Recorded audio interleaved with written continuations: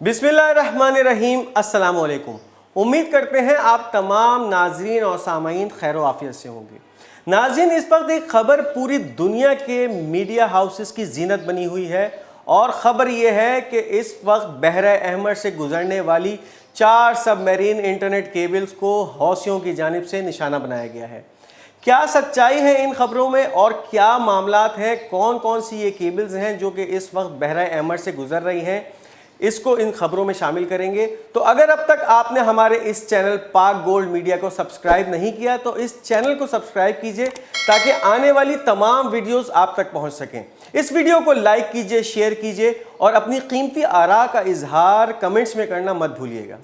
नाज़रीन, वाक़या कुछ इस तरह है कि इसराइल का एक मीडिया हाउस है ग्लोब नामी, उसकी जानिब से एक खबर ब्रेक की जाती है और उसमें यह दावा किया जाता है कि बहरा अहमर से गुजरने वाली 3 केबल्स ऐसी हैं जिनको इस वक्त हौसियों की जानिब से निशाना बनाया गया है। वाज़ेह रहे कि इस वक्त बहरा अहमर से 17 ऐसी इंटरनेट सबमरीन केबल्स हैं जो कि गुजर रही हैं और यूरोप और एशिया को आपस में मिलाती हैं। ये वो तमाम इस वक्त सी केबल्स हैं, सबमरीन केबल्स हैं जो इस वक्त बहरा अहमर की सतह के नीचे से गुजर रही हैं और यूरोप और एशिया, न सिर्फ एशिया बल्कि इसके साथ साथ बहुत सारे ऐसे ममालिक जिसके अंदर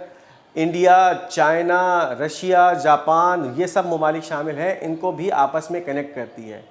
तो जो अब तक चीज़ें सामने आ रही हैं, एक खबर तो ब्रेक कर दी गई है अब इसराइली मीडिया हाउस की जानिब से। अब इसके अंदर सच्चाई कितनी है इसकी तरफ चलते हैं। ग्लोब नामी मीडिया हाउस के मुताबिक इस वक्त 4 सबमरीन केबल्स हैं जो कि डैमेज हुई हैं जद्दा और जिबूती के दरमियान, और ये वही इलाका है जहाँ पे ज़्यादातर अब तक जो कार्रवाइयाँ देखने में सामने आई हैं हौसियों की जानिब से, वो इसी सारी विसिनिटी में ही देखने में सामने आई हैं, जो कि जिबूती के बाद जहाँ से बहरा अहमर का आगाज़ होता है और फिर ये बहरा अहमर सुएज़ कैनाल तक जाता है, और ये सारा वो रास्ता है जो कि इस वक्त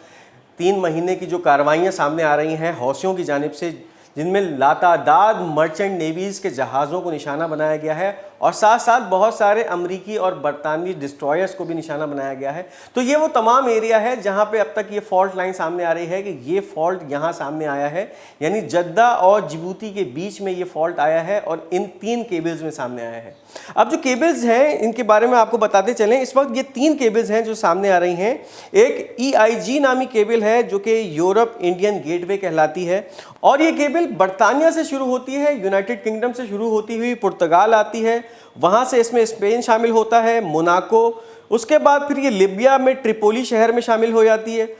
जब ये मिस्र में दाखिल होती है तो मिस्र के 2 शहरों को टच करती हुई फिर ये बहरा अहमर में दाखिल होती है, जिसमें पहला शहर है अबू तलत नामी, और उसके बाद ज़फ़राना नामी एक मुकाम है जो कि मिस्र का मुकाम है और सुएज़ कैनाल के पास है। फिर ये वहाँ से ट्रैवल करती है और दाखिल होती है बहरा अहमर में। बहरा अहमर में इसका जो पहला पॉइंट है वो है सऊदीया का शहर जद्दा, जहां जाकर ये जद्दा को यूरोप से मिलाती है और उसके बाद ये आगे की तरफ सफ़र करती हुई जिबूती तक आती है। जिबूती सिटी से निकलकर ये इंडिया के शहर मुंबई में दाखिल होती है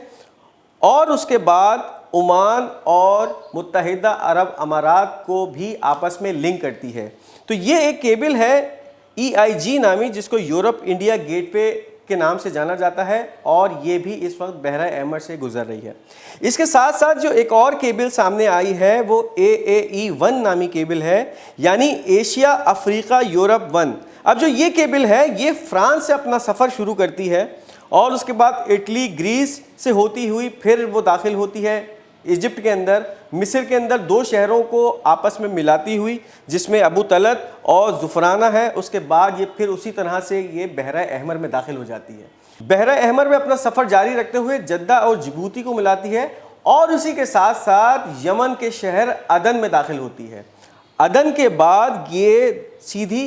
मुंबई दाखिल होती है जो कि इंडिया का शहर है और पोर्ट सिटी है। उसके बाद ये पाकिस्तान के हमारे शहर कराची से होती हुई ओमान, मुत्तहिदा अरब अमारात और कतर जाती है। इस सबमरीन केबल का एक लिंक ऐसा है जो कि फिर इंडिया से चाइना की तरफ सफ़र करता है और जिसके बीच में फिर म्यांमार, कंबोडिया, वियतनाम, और इसका फिर इख्तिताम होता है चाइना पे जाकर। तो अब ये एक और केबल सामने आई है जो कि बहरा अहमर से गुजर रही है और फिर इसके बारे में भी ये खबरें सामने आ रही हैं कि इसमें भी फॉल्ट देखने में सामने आया है। अब जो तीसरी केबल इस वक्त सामने आ रही है जो कि इफेक्ट हुई है TGN नामी ایک کیبل ہے جو کہ سی کام یا ٹاٹا TGN یورو ایشیا کے نام سے جانی جاتی ہے. یہ اپنا سفر شروع کرتی ہے ایجپٹ سے، جہاں سے ایجپٹ کے بعد یہ جدہ آتی ہے، جدہ کے بعد جبوتی سٹی سے ہوتی ہوئی ممبئی آتی ہے، اور ممبئی سے ہی پھر اپنا یہ سفر شروع کرتی ہے افریقن ممالک کی طرف، جن میں کینیا،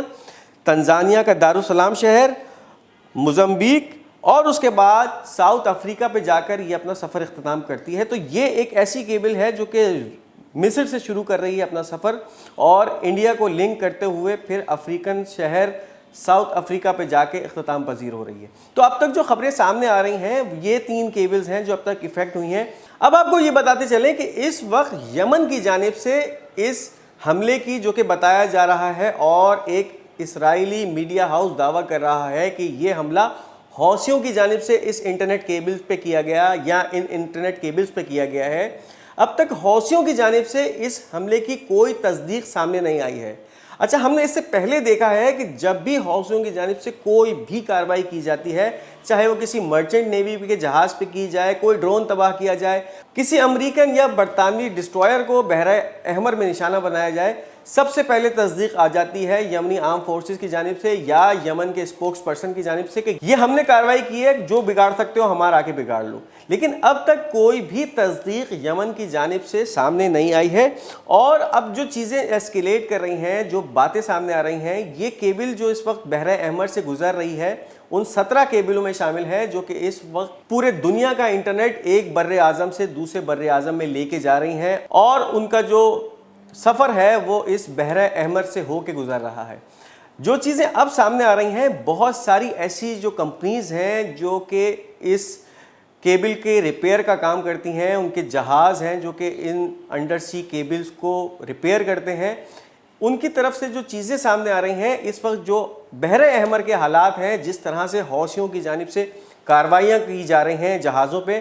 بہت سارے جہازوں نے تو معذرت کر لی ہے کہ ہم اس وقت ریڈ سی کے اندر نہ داخل ہوں گے اور نہ ان کیبلز کو ریپیئر کریں گے. اور جن جہازوں نے حامی بھی بھری ہے تو ان کے جو انشورنس کمپنیاں ہیں، ان جہازوں کی انشورنس کمپنیاں، ان کی جانب سے واضح طور پہ کلیئرلی میسج دے دیا گیا ہے اور واضح کر دیا گیا ہے یہ کہ ان جہازوں کی $1 کی بھی انشورنس جو ہے نہیں کی جائے گی، کیونکہ اگر یہ جہاز اس ریسکیو آپریشن یا اس ریپیئر آپریشن میں تباہ ہوتے ہیں تو پھر ان کا کوئی ری ایمبرسمنٹ یا ان کی کوئی کمپنسیشن ان انشورنس کمپنیز کی جانب سے نہیں دی جائے گی. اور اس پورے پروسیس میں یہ جو 3 کیبلز خراب ہوئی ہیں، ان کی ریپیئرنگ کا جو پروسیس بتایا جا رہا ہے، لگ بھگ 6 ہفتے درکار ہیں ان کیبلز کو جوڑنے میں، ان کو صحیح سلامت دوبارہ اسی طرح فنکشنل بنانے میں. تو یہ چیزیں ہیں کہ اب تک کوئی بھی ایسا کیریئر سامنے نہیں آ رہا ہے جو ریپیئرنگ کمپنیز ہوتی ہیں جو کہ ان سب میرین کیبلز کو ریپیئر کرتی ہیں، اور اس میں جو اکوپمنٹس استعمال ہوتا ہے، جو جہاز استعمال ہوتے ہیں، تو اب تک وہ معذرت سامنے آ رہی ہے ان کی جانب سے. اب اس کو اس طرح دیکھتے ہیں کہ کیا واقعی یہ کارروائی حوثیوں کی جانب سے کی گئی ہے، یا پھر اس وقت یمن اور حوثیوں کے خلاف ایک بہت بڑی منظم سازش ہے جو کہ سامنے آ رہی ہے. ایک انٹرنیشنل کانسپریسی ہے اس وقت یمن کے خلاف کہ کسی بھی طرح سے اس تمام کارروائیوں کا جو ملبہ ہے وہ یمن پہ ڈالا جائے، اور پھر ایک جواز پیدا کیا جائے کہ اس وقت یمن نے دیکھو کس طرح سے دنیا کے انٹرنیٹ کو ایک طرح سے منقطع کر دیا، اور اب یمن کے اوپر جو ہے وہ ہمیں حملہ کرنا ہے، اور یہ ایک جواز کسی کیفیت سامنے آئے. اب اس کو ہم اس طرح دیکھتے ہیں کہ اس واقعے سے پہلے بھی اس طرح کے بہت سارے واقعات سامنے آئے ہیں، اور کس طرح سے یہ چیزیں ہوتی ہیں اس پہ چلیں اب نظر ڈالتے ہیں. 2022 کی سپٹمبر میں ایک واقعہ ہوتا ہے جب رشیا اور جرمنی کے درمیان ایک جو ان کی نیچرل گیس لائن ہے نارڈ اسٹریم 1 اور 2، اس کو بیلٹک سی کے اندر نشانہ بنایا جاتا ہے، اور اس میں شدید دھماکے ہوتے ہیں جس کی وجہ سے اس گیس لائن کو شدید نقصان پہنچتا ہے. اچھا، جب یہ حملہ سامنے آیا تھا تو کسی نے بھی اس کی ذمہ داری قبول نہیں کی تھی کہ کس نے اس گیس پائپ لائن نارڈ اسٹریم کو اڑایا. لیکن دوسری جانب جو ایک بلیم گیم شروع ہوا تھا، پورا ویسٹ یہ بات کہہ رہا تھا کہ یہ پائپ لائن رشیا نہیں اڑائی ہے. لیکن حقیقت کیا تھی؟ اس پائپ لائن پہ رشیا کے بلینز آف ڈالرز جو ہے وہ اسٹیک پہ لگے ہوئے تھے. تو رشیا کی جانب سے تو اس پائپ لائن کو تباہ کرنے کی کوئی بھی حماقت سامنے نہیں آنی تھی. اب جو دوسرا بلیم گیم میں جن کنٹریز کا نام آ رہا تھا، ایک طرف تو برطانیہ کا نام آ رہا تھا کہ وہ بھی اس گیس لائن سے خوش نہیں تھا، اور اس کے ساتھ ساتھ امریکہ اور یوکرائن کا بھی نام آ رہا تھا. کہ ان کا جو ہے اس گیس لائن کے تباہ کرنے میں بہت بڑا کردار ہے۔ اب یہ دیکھیے کہ اس گیس لائن کی جو کنسٹرکشن تھی، اس کو جس طرح سے بنایا گیا تھا، کسی بھی چھوٹے موٹے بوم بلاسٹ یا دھماکے سے یہ لائن تباہ ہونے والی نہیں تھی۔ بہت مضبوط قسم کی لائن بچھائی گئی تھی جرمنی اور رشیا کے درمیان۔ تو جو چیزیں پھر اس کے بعد سامنے آئیں کہ یہ کسی سب میرین سے کی گئی، کیونکہ ایک تو اتنی بیلٹک سی کی اتنی گہرائی میں یہ لائن بچھی ہوئی تھی کہ کسی بھی عام انسان یا عام کسی تنظیم کا جو ہے وہاں تک رسوخ حاصل کرنا اتنا آسان نہیں تھا۔ تو جو احتمال سامنے آ رہا تھا تو وہ یہی تھا کہ یہ کسی سب میرین کی کارروائی ہے، اور سب میرین اتنی ڈیپتھ میں جا کر پھر اس پائپ لائن کو نشانہ بناتی ہے، اس پہ کسی بھی طرح کا ایک بیلسٹک میزائل داغا جاتا ہے، جس کے بعد پھر وہ لائن دھماکے سے پھٹتی ہے، ایک ایکسپلوژن ہوتا ہے، اور اس کے بعد ہزاروں میٹرک ٹن جو میتھین گیس ہے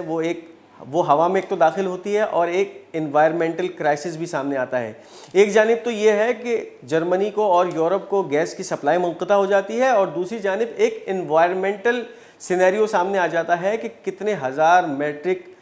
کیوبک ٹن کے حساب سے جو گیس ہے وہ ہوا میں تحلیل ہو رہی ہے اور ہوا میں اڑتی جا رہی ہے۔ تو یہ چیزیں سامنے آئیں۔ اس کے بعد جو بلیم گیم ایک شروع ہو گیا تھا کہ کس طرح سے رشیا، امریکہ، برطانیہ، یوکرین، ان ممالک پہ پھر الزامات لگانے اور ایک الزامات کی بوچھاڑ سامنے آئی۔ تو اس معاملے میں بھی اب ایسا ہی لگ رہا ہے کہ ایک طرف سے شوشہ چھوڑ دیا گیا ہے کہ اس وقت حوثیوں کی جانب سے یہ سب میرین کیبل کاٹ دی گئی ہے، اور اب جو ہے ایک بہت بڑا المیہ ہو گیا ہے، انٹرنیٹ پوری دنیا کا جو ہے وہ منقطع ہونے کے